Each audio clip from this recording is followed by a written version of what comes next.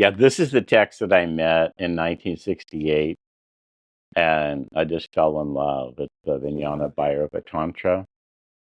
So the text presents 112 different doorways to ecstasy, into contact with our own life essence, breathing, music, dancing, music, sex, food, eating, being in nature, entering all of the emotions.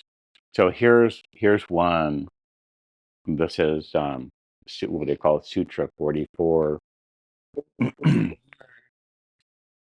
So each of the techniques is presented in 32 syllables, coded Sanskrit, where each word has many meanings. So the Sanskrit sounds something like this: Sarva Shrota Nibandhena Prana Shakti Urdvaya Shane Pipila Sparsa Valayam Prapate Paramam Sukham. Sarva is everywhere, and Shrota is rivers flowing, the like the veins, the nerves. Sarva Shrota. Prana Shakti is the power of life, the life force that's always singing and flowing and nourishing us. So in English, we could say rivers of power flowing everywhere, fields of magnetism relating everything. This is your origin. This is your lineage. The current of creation is right here, coursing through the subtle channels of this very body, animating this form, animating your form. Follow the gentle touch of life, as soft as the footprint of an ant, as tiny sensation open to vastness. Power sings as it flows, electrifies the organs of sensing, becomes liquid light, nourishes your entire being. Celebrate the boundary where streams join the sea, where body meets infinity.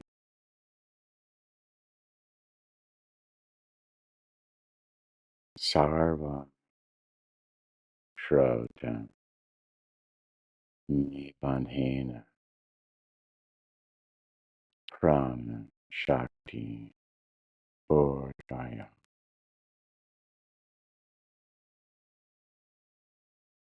Rivers of power flowing everywhere, in the body and around them, from the sun to the earth, all around the earth, from the earth into our bodies, around in our bodies, coming to touch us through all of our senses, seeing, hearing, feeling, smelling, tasting, moving.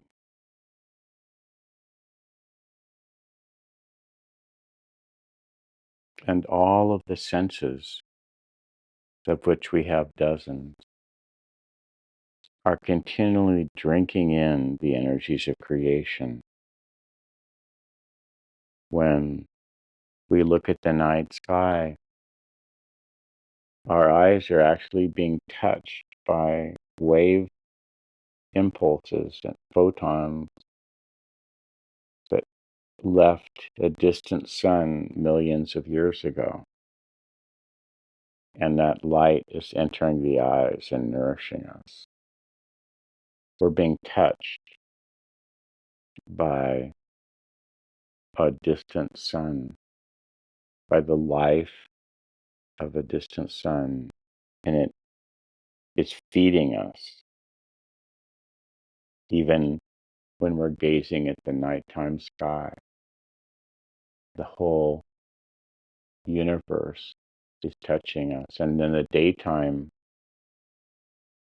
the light of the sun, and continuously the pulsation of breath, which is powered by the sun. It's feeding us and informing us. So when we are sensing this flow and pulsation and rhythm of breathing, we're dancing with the breath. There's the touch. There's a touch of the air as it flows in. And so there's a sensors, the skin of the tip of the nose, and then the delicate membranes inside the nose we can feel, and then up inside the sinuses, down the throat, down into the body. So we have sensors that feel pulsation, the expansion and contraction of the rib cage. We have a sense of hunger for air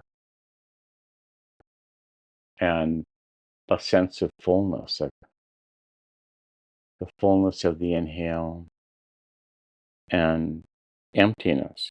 So we have fullness, satisfaction sense of getting enough air, hunger for air, and we have hunger for food sensors, which could be a blood sugar sensing that we sense, oh, I'm running low on fuel, I need to eat. So that's a sense, probably sensors in our blood that let us know of a blood sugar level. We have thirst, which is a discrete sense of hydration, sensing hydration levels in the body. We have balance. And so when we're meditating, when we approach meditation, one beautiful practice that we can do every day for a few seconds or a few minutes is a salute to the senses. And each sense is detecting and singing about the rivers of power flowing through the body.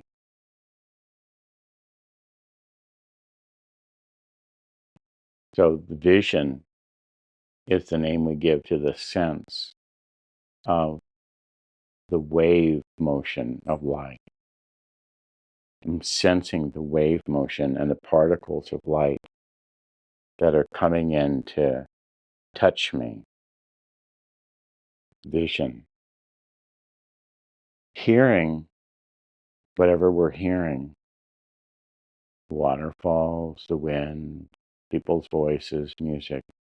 Wind is the body responding to waves in the air or in a solid, something like you can feel sound vibrating substances, vibrating our bones. So hearing is our body responding to the wave motion in a medium such as air or water, and something touching us directly.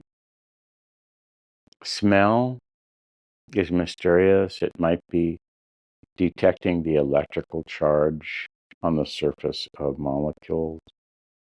And smell is most of taste, they say, 80% or more. So with smell and taste, we're responding to the substances entering the body, cherishing them. And then a part of taste and smell and eating, there's the temperature. There's a temperature of whatever the liquid or food is as it touches the lips. And then the mouth feel, the way that whatever it is, the liquid, the solid food, interacts with the tongue and the roof of the mouth. And then the feeling as the food enters the body and becomes part of the body. So our appetite sensors, hunger, work in coordination with smell and taste and touch, and temperature is a discrete sense. It's its own sense. So if we make up a salute to the senses, let's say play with a 1-minute practice. A 1-minute practice that'll enrich your yoga, your meditation, would be I embrace the world of vision. I give thanks for life. And simply embrace the visual field, especially peripheral vision. But take a few seconds to delight in peripheral vision, which we can usually see almost straight out from our shoulders and above and below. And this enriches meditation because if we close our eyes, the feeling of spaciousness carries over. So vision, then hearing, smelling, tasting, temperature, movement, the sense of motion, which is a dozen senses. We can sense joint position, tendon stretch, muscle stretch, balance. What we call balance is many senses. It integrates sensors from everywhere in the body, including the soles of our feet. And balance is a relationship with gravity. So simply balancing, honoring, and being grateful for this exquisite sense that's always here quietly, usually, balancing. And as we appreciate balance, this gives us the gift of enjoying movement more during meditation and feeling that even tiny motions are ecstatic. We can actually think of meditation as exquisite, subtle motion rather than sitting still. So again, like vision, you can pick your own order: like vision, balance, motion, spatial sensing, subtle magnetic prana sensing. We for sure have prana sensors, which are not yet known to science.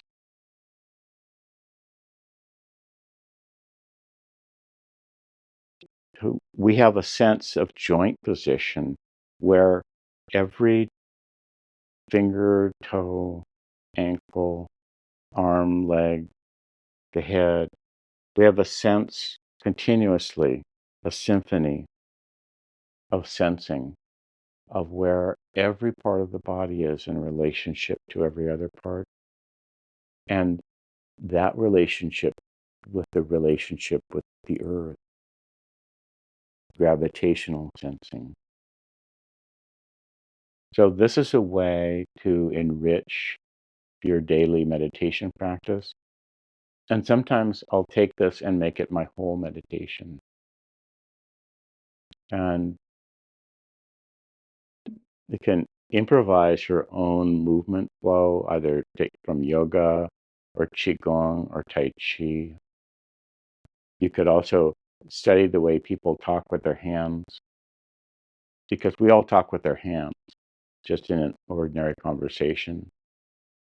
So it's really useful for most of us to include movement, these informal, casual gestures, as if we're defining meditation as I'm being in conversation with prana shakti. And I'm day by day, I'm learning to be more in love with prana shakti, the dance of prana shakti in my body.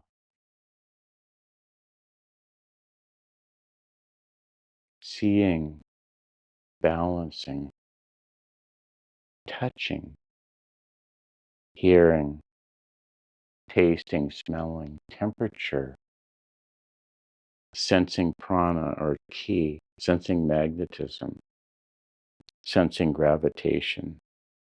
Either a few seconds or a few minutes of this is something I find is just always enriching. It always blesses my day, whether I'm going to meditate next or go and work or play. In Sanskrit, in both the Yoga Sutra of Patanjali and in the Vijnana Bhairava Tantra, one of the words used for the senses is indriya, which means that the companions of Indra or the beloved of Indra. So the senses are cherished in Tantra because they're the rivers flowing from the divine to touch our consciousness.